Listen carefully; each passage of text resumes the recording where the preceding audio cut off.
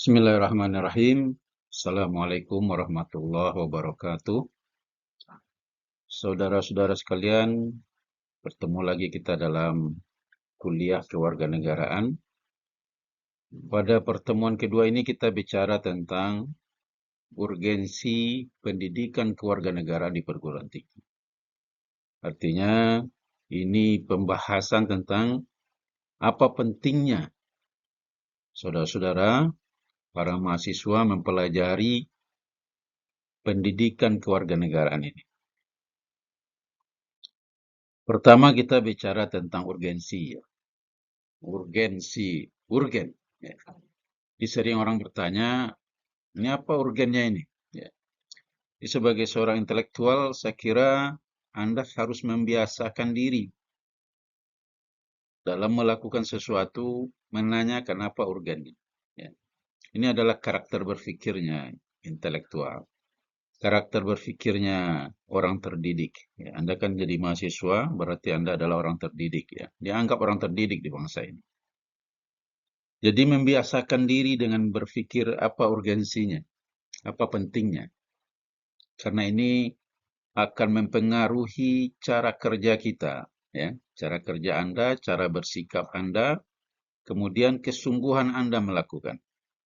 Kalau sesuatu kita anggap urgen, kita anggap penting, maka pasti kita akan bersungguh-sungguh melakukannya. Tapi kalau sesuatu itu tidak kita anggap penting, tidak kita anggap urgen, maka kita akan biasa-biasa saja. Termasuk kuliah Anda ini. Anda kuliah sekarang, kuliah di sini, Anda harus punya alasan. Ya. Dan bahkan Anda harus bertanya ke diri Anda, apa urgennya saya kuliah? Ya. Karena ketika Anda tidak menemukan ya, apa pentingnya Anda kuliah, maka Anda tidak akan bersungguh-sungguh. Kalau Anda bisa memberi jawaban bahwa kuliah ini adalah memperbaiki masa depan saya, dengan kuliah ini akan memberi jalan yang luas, yang terang terhadap masa depan saya, maka pasti Anda akan bersungguh-sungguh. Nah, itulah pemahaman tentang urgensi. Jadi, membiasakan berpikir sebelum memulai sesuatu, melakukan sesuatu, menanyakan urgensi. Begitu juga kuliah kewarganegaraan ini. Ya. Di samping pelajaran ini memberikan alasan atau argumen kenapa pentingnya kita membahas tentang masalah kewarganegaraan ini, Anda juga harus mencari secara pribadi, menguatkan diri bahwa ini penting bagi Anda. Memahami bahwa keberadaan kita, diri kita sebagai warga negara ini, ya, mempelajari ini adalah penting untuk kemanapun kita pergi, ya, ada kesadaran kita sebagai warga negara. Baik, apa yang akan kita bahas dalam kuliah kewarganegaraan? Atau sederhananya apa itu kewarganegaraan? Jadi saudara sekalian, ya, bicara tentang kewarganegaraan, ini kita bicara tentang relasi, ya. Relasi tiga elemen penting dalam sebuah negara. Yang pertama, pemerintah, ya. Pemerintah itu bagian dari negara, ya. Negara tanpa pemerintahan tidak bisa disebut negara. Ya. Kemudian kita bicara tentang warga negara. Warga negara itu adalah masyarakatnya, ada individu, masyarakat, kelompok, ya semuanya warga negara. Ya. Dan kita ini, Anda ini juga warga negara. Jadi bicara tentang pemerintah, ya yang mengatur, kemudian Anda sebagai warga negara, kemudian ada tanah atau teritorial, ya atau yang kita sebut tanah air.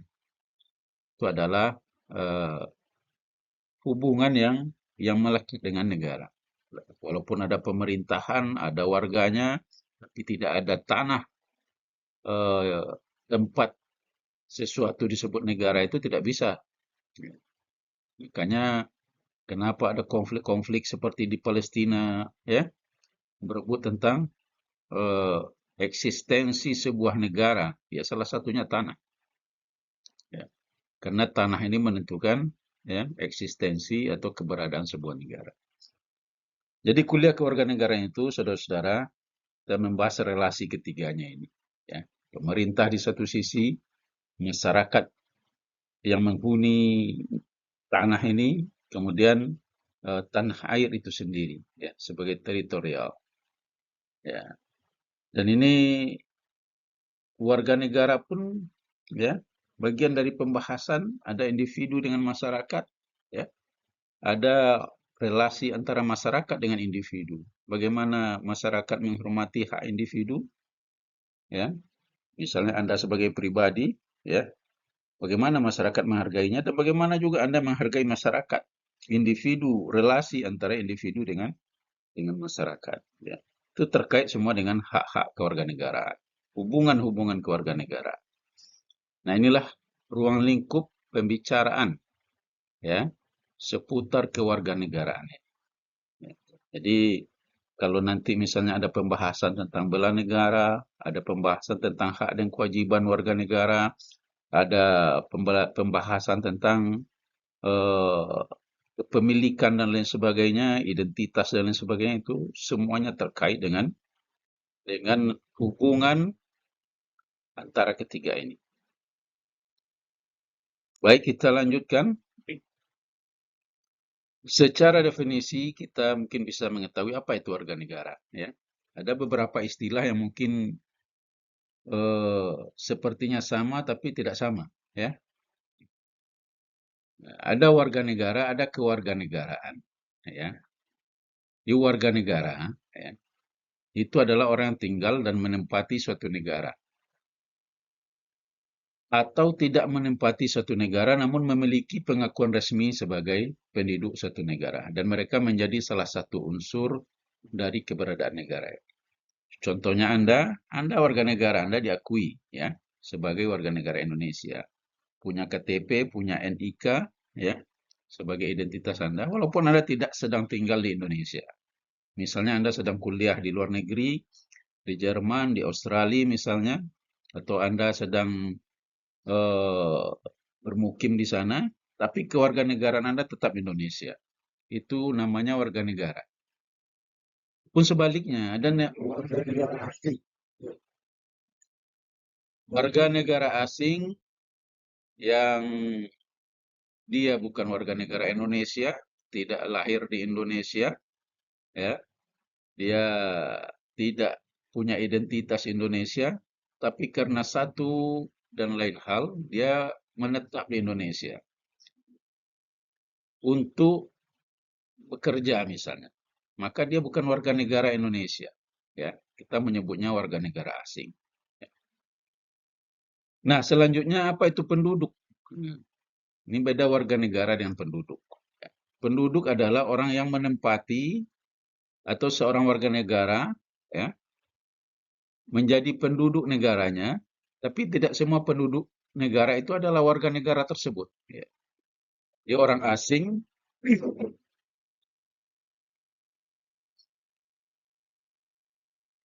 orang asing yang tinggal di sini, ya, warga negara asing yang tinggal di Indonesia itu disebut penduduk Indonesia. Ya. Dia tidak punya hak dan kewajiban sama dengan warga negara Indonesia. Ya. Dia dilindungi, dia diberi apa namanya kesempatan hidup, dia punya aturan sendiri sebagai warga negara asing, dilindungi, dan itu disebut mereka sebagai penduduk Indonesia. Jadi bisa kita bedakan apa itu warga negara, apa itu penduduk. Baik, ada istilah warga negara asing seperti yang disebut tadi, ya.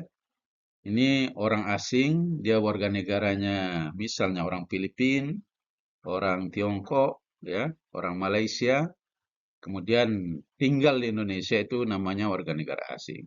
Bisa di kebutuhannya datang ke sini karena belajar, atau karena kunjungan, turis, ya, atau karena urusan pekerjaan, bisnis, itu warga negara asing.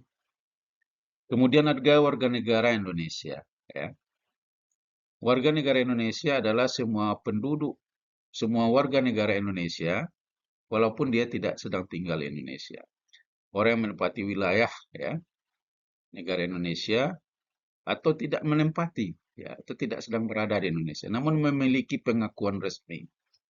Pengakuan resmi ini kalau kita dalam bentuk KTP atau paspor ya. Paspor Indonesia berarti dia warga negara Indonesia. Nah, ini yang menunjukkan seseorang atau Anda ya, kalau memiliki identitas Indonesia berarti Anda warga negara Indonesia. Nah, sebagai warga negara Indonesia kita belajar kewarganegaraan ini ya. Hak-hak kewarganegaraan, kewajiban kita sebagai warga negara ya, semuanya kita harus tahu. Kenapa? Karena ke depan ya, problem kewarganegaraan ini akan semakin rumit ya. Nanti kita lihat bagaimana dinamika kehidupan dengan terbukanya teknologi ini ya, border atau batas-batas kewarganegaraan itu sudah semakin tipis ya. Nanti kita bicarakan berikutnya. Nah, kemudian ada istilah ius soli ya. Ya, ini tentang hak kewarganegaraan. Ada negara yang menganut sistem kewarganegaraan ius soli atau disebut hak wilayah ya. Jadi orang diakui sebagai penduduk negara tersebut tergantung tempat lahirnya. Jadi kalau Anda lahir di Australia, misalnya orang Australia di Argentina misalnya, orang Argentina mengakui Anda orang Argentina. Walaupun bapak dan ibu Anda adalah orang Indonesia. Kanada juga begitu menganut ini. Ya. Kalau bapak ibu kita misalnya orang sini, orang Indonesia, tapi merantau ke Kanada, Anda lahir di Kanada, maka Anda diakui oleh Kanada sebagai warga negaranya. Itu namanya ius soli. Ya. Kemudian ada ius sanguinis. Ius sanguinis ini adalah hak keturunan, hak pertalian darah. Ya. Kayak Indonesia mengakui hak pertalian darah. Misalnya orang tua kita ya merantau ke Jepang, kuliah di Jepang misalnya kan.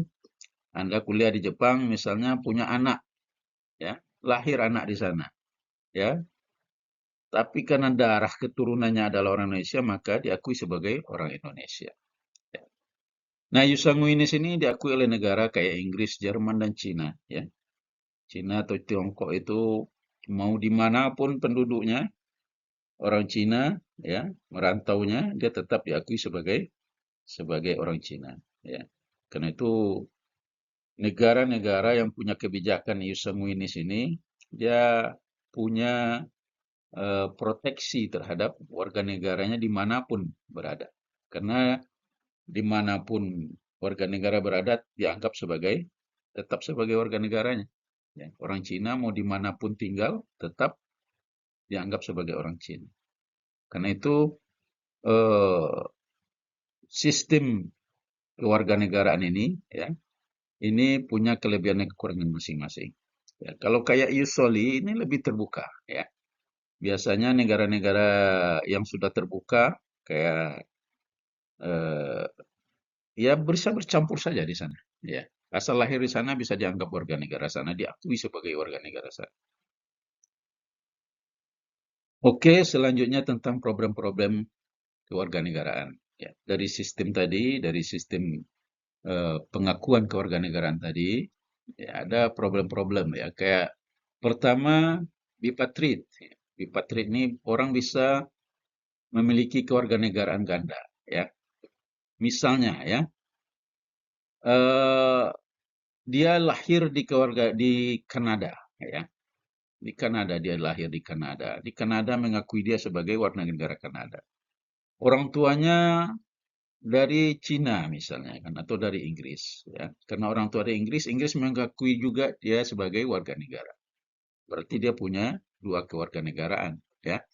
Di tempat asli orang tuanya dia diakui, di tempat lahir dia juga diakui ya. Nah, kemudian ada juga apatrid ya. Ini memang rumit ya. Orang bisa makanya eh, orang yang kawin antar negara misalnya beda kewarganegaraan itu memang memikirkan di mana anaknya akan lahir. Karena kalau tidak dilihat ini bisa jadi anaknya menjadi orang kehilangan warga negaraan. Ya. Ya, misalnya dia orang Kanada, ya, kemudian melahirkan di Cina, misalnya kan. Di Kanada dianggap kalau dia lahir di Kanada berarti bukan orang Kanada, walaupun orang tuanya orang Kanada. Ya. Melahirkan di Cina, ya, di Cina dia nggak dianggap sebagai orang Cina. Kenapa? Karena orang tuanya bukan orang Cina. Ini bisa terjadi apatrid, ya, atau kehilangan kewarganegaraan.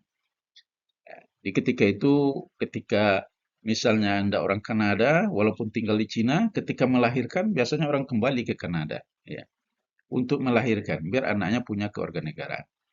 Ya. Kalau tidak, memang akan menjadi persoalan. Ya. Kemudian ada stateless, ya, orang kehilangan kewarganegaraan. Bisakah orang kehilangan kewarganegaraan? Bisa. Ya. Pertama adalah pindah kewarganegaraan. Ya. Pindah-pindah kewarganegaraan. Kemudian ada perang. Ya. Kalau pertama dia keluar dari kewarganegaraannya, tapi tidak diterima juga di tempat, ya, dia eh, ingin masuk, ya, sebagai apa namanya, mencari suaka namanya. Ya, banyak ya orang pelarian-pelarian, ya, kayak kita banyak orang mencari suaka politik, misalnya ke Australia, dia sudah keluar dari Indonesia atau tidak apa namanya, tidak menjadi warga negara Indonesia lagi, tapi di tempat dia mencari suaka juga tidak diakui. Berarti stateless, kehilangan kewarganegaraan. Kehilangan negara dia. Kemudian ada perang dan ada semacam genocide, ya. Jadi ini kasus-kasus yang memang eh, seperti terjadi di Rohingya, ya, Anda lihat, ya, ada pembersihan etnis, ya, di Myanmar itu, ya. Etnis Rohingya itu tidak diakui sebagai warga Myanmar, ya. Kemudian mereka diusir dan kemudian mereka pergi ke negara mana-mana juga tidak bisa diakui sebagai warga negara. Stateless, kehilangan negara. Ya. Begitu juga kalau di Turki ada bangsa Kurdi, ya, etnis Kurdi yang juga tidak diakui, ya, stateless, kehilangan kewarganegaraan. Dan ini memang problem, ya, problem terjadi di dalam kehidupan masyarakat dunia. Jadi beruntung Anda, ya, Anda diakui, Anda lahir di sini dan Anda punya negara. Ya. Karena itu Anda harus membelanya. Ya. Anda bayangkan ada orang tidak punya negara. Ya. Ada orang tidak bisa, hidup di sini tidak bisa, tidak diakui, pergi ke sini tidak diakui, pergi ke sini tidak diakui. Tapi Anda, ya, mungkin ini ke apa namanya, berkah yang tidak Anda sadari. Ya. Jadi kalau Anda sudah punya persoalan kewarganegaraan, baru Anda merasa nanti betapa mahalnya, betapa pentingnya status kewarganegaraan ini. Nah, kewarganegaraan di Indonesia bagaimana? Dasarnya Undang-Undang Nomor 12 Tahun 2006. Ya. Indonesia menganut prinsip campuran, ada ius soli dan ius sanguinis. Ya. Ya, karena itu ada istilahnya, ya, kewarganegaraan ganda. Ya. Kewarganegaraan tunggal dan kewarganegaraan ganda. Ada orang misalnya eh, nikah dengan orang luar negeri, ya, kemudian dia bisa memohonkan juga untuk menjadi warga negara di Indonesia. Orang Indonesia nikah dengan orang luar negeri. Oke, ini pemahaman yang sederhana terhadap kewarganegaraan, ya. Kemudian ada istilah-istilah yang perlu Anda tahu, pendidikan kewarganegaraan. Ya. Pendidikan kewarganegaraan kita kenal dengan civic education.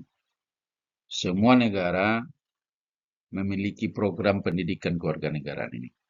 Bahwa menanamkan cinta tanah air pada generasi-generasinya, ya, itu penting, ya. Karena siapa lagi yang akan membela negara ini kalau bukan generasi-generasinya. Menanamkan karakter kebangsaan, ya, bangga berbangsa dan bernegara Indonesia itu penting. Ya. Karena itu bukan hanya Indonesia, ya, Inggris, Amerika, ya, negara-negara lain, ya, juga menanamkan pendidikan kewarganegaraan. Ya. Kenapa? Karena eh, ini cara negara membangun karakter eh, masyarakatnya, karakter bangsanya, mengokohkan jiwa patriotismenya dan memperkuat eksistensi atau keberadaan bangsanya di dunia internasional. Kemudian tadi ada istilah kewarganegaraan, ya, citizenship, ya. Citizenship ini kewarganegaraan ada semua hal yang menyangkut tentang relasi kewarganegaraan seperti yang disampaikan tadi, ya. Hubungan negara dengan masyarakat, ya, hubungan negara dengan individu, ya, dengan perorangan, hubungan eh, satu orang dengan masyarakat, ya, atau satu individu dengan individu lainnya, itu semua persoalan kewarganegaraan. Ya, ya dia juga bicara tentang hak dan kewajiban. Ya, ketika negara dalam keadaan seperti ini, apa kewajiban Anda, apa hak Anda, ya. Kemudian bicara tentang pendidikan, kesehatan, ya, kewajiban-kewajiban negara melindungi segenap tumpah darah. Semua itu menyangkut tentang kewarganegaraan. Jadi luas sekali, ya. Pokoknya menyangkut relasi antara pemerintahan, masyarakat dan tanah, ya. Jadi kalau ada penggusuran misalnya, ada orang yang sudah tinggal di satu tempat kemudian digusur, nah ini tentang hak negara, ya. Ini tentang soal kewarganegaraan. Ya. Makanya memahami kedudukan kita sebagai warga negara, kewajiban negara melindungi, hak kita membela negara, semuanya persoalan kewarganegaraan. Kemudian ada istilah warga negara tadi, ya, warga negara adalah status dan kedudukan seseorang, ya, di dalam sebuah negara. Ya. Kita mungkin saudara bisa membedakan ketiga hal ini, ya. Oke, kita lanjutkan. Ya. Pertanyaannya kemudian inti dari pembahasan ini apa urgensi, ya, pendidikan kewarganegaraan ini bagi mahasiswa dan bagi Anda generasi muda. Ya. Anda mungkin bisa melihat referensi yang lain, ya, memperkuat pemahaman Anda terhadap urgensi ini, atau bisa Anda juga mencari sendiri, ya, jawaban terhadap urgensi ini. Tapi minimal, ya, ada 3 hal yang disampaikan kenapa penting bagi mahasiswa atau bagi Anda untuk mempelajari pendidikan kewarganegaraan ini. Pertama, dalam dimensi historis, ya. Historis itu sejarah, bahwa kita adalah bangsa yang punya sejarah. Nah, ini penting Anda pahami bahwa bangsa yang punya sejarah berarti bangsa yang sudah lama, sudah mengakar. Kita bukan bangsa jadi-jadian, ya, bukan bangsa baru yang terbentuk begitu saja. Kita direkat, ya, dari beberapa suku bangsa, ya, direkat oleh perjuangan yang sama, pengalaman yang sama, ya, sejarah yang sama, sama-sama pernah dijajah, sama-sama bertekad untuk merdeka, kemudian menyepakati untuk menjadi satu negara. Itu historis kita, ya, dan harus dipahami ini bangunan dasar. Ya. Beda kita dengan Amerika, ya. Amerika itu tanah kosong, ya, ke Australia, kemudian orang mulai bermigrasi ke sana, datang dari Afrika, datang dari Eropa, datang dari Inggris, kemudian mereka menjadi negara. Ya. Jadi mereka dari tidak ada. Tapi Indonesia tidak. Sudah banyak suku-suku bangsa sebelum Indonesia ini ada. Minang itu sudah ada sebelum Indonesia ini ada. Ya, Bugis itu sudah ada sebelum Indonesia ini ada. Jawa itu bangsa apa? Suku Jawa itu sudah ada sebelum Indonesia ini ada.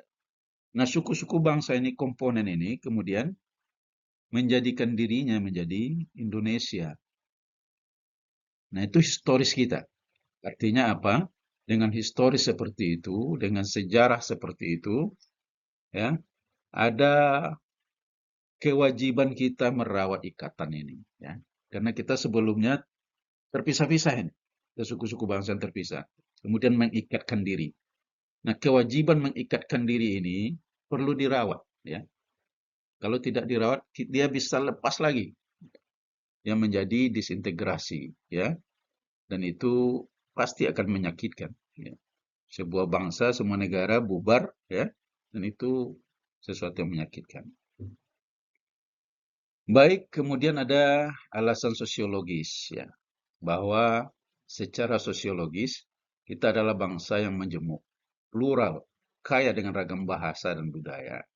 Itu faktanya kita, ya. Dan kemudian dengan sadar menyatukan diri dalam payung besar yang bernama bangsa Indonesia. Realitas ini membutuhkan sikap karakter diri kita sebagai anak bangsa, ya. Bahwa kita sadar kita dari elemen-elemen yang beragam, ya. Ini membangun karakter yang cukup kuat, ya. Apa karakter yang dibutuhkan? Karakter untuk saling memahami, ya, saling menghargai, ya. Kalau tanpa itu, saya kira kita akan hidup dalam konflik yang terus-menerus. Maka sebagai anak bangsa Indonesia, generasi bangsa Indonesia, maka memperkuat karakter diri kita sebagai bangsa, menyadari, ya, bahwa keberadaan kita secara sosial seperti ini. Ya. Oke, kita bangga dengan apa namanya, dengan suku kita, ya, dengan etnis kita, ya. Kita harus hargai juga orang lain juga bangga dengan etnisnya. Oke, kita merasa benar dengan agama kita, ya. Tapi kita juga harus memahami bahwa ada orang yang beragama lain yang juga bangga dengan agamanya. Kalau kita tidak bisa menghargai seperti itu, maka kita akan berada pada potensi konflik yang besar.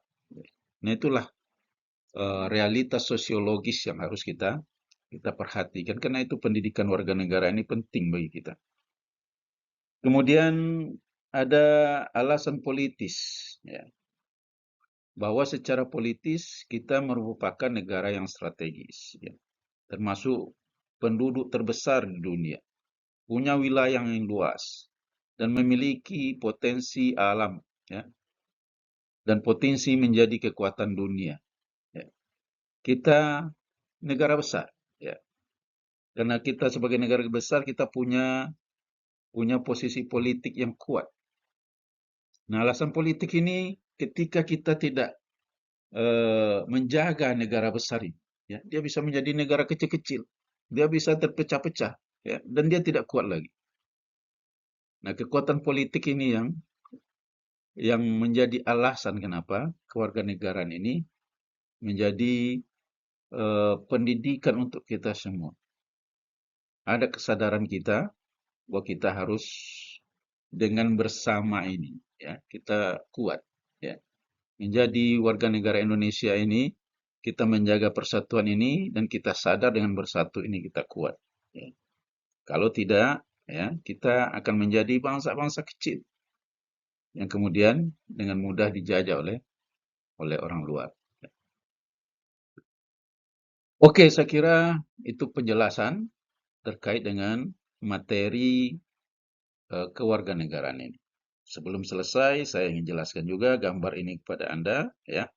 Gambar penutup ini, slide penutup ini, ada gambar traktor, ya, ada gambar pohon, dan ada gambar orang bekerja. Ya. Traktor ini menggambarkan bahwa Anda harus bergerak. Traktor ini dia berjalan terus walaupun lambat. Anda lihat traktor itu tidak bisa kencang, tapi dia tidak berhenti, ya. Mau mendaki, mau jalan berlumpur, ya, mau masuk got, mau tantangan besar, dia bisa lewati. Ya. Ini karakter traktor, ya. Harus bergerak terus. Begitu juga kita, begitu juga Anda, ya. Bergerak terus. Jangan pernah berhenti Kalau Anda terbentur di satu kuliah, jangan berhenti. Kalau Anda terbentur di satu materi, berat rasanya bagi Anda, jangan berhenti. Yang penting jangan berhenti. Ini karakter traktor, ya. Traktor ini harus kita tiru, ya. Anda harus punya daya juang, ya, untuk mewujudkan sesuatu. Gimana caranya? Anda harus bergerak terus, seperti traktor ini. Kemudian ada pohon, ya. Pohon itu mau hujan hari, mau panas hari, dia tetap tumbuh. Ya. Kalau ada air, dia akan cepat tumbuhnya. Tapi dia tetap karakternya tumbuh. Kita, Anda yang kuliah ini, sebagai mahasiswa ini, mestinya menjadi pohon. Anda harus tumbuh terus. Anda harus berkembang terus. Ya. Karena apa? Karena kalau kita tidak tumbuh, kita tidak berkembang, maka kita akan mati. Ya. Pohon kalau tidak tumbuh, tidak berkembang, berarti mati. Ya.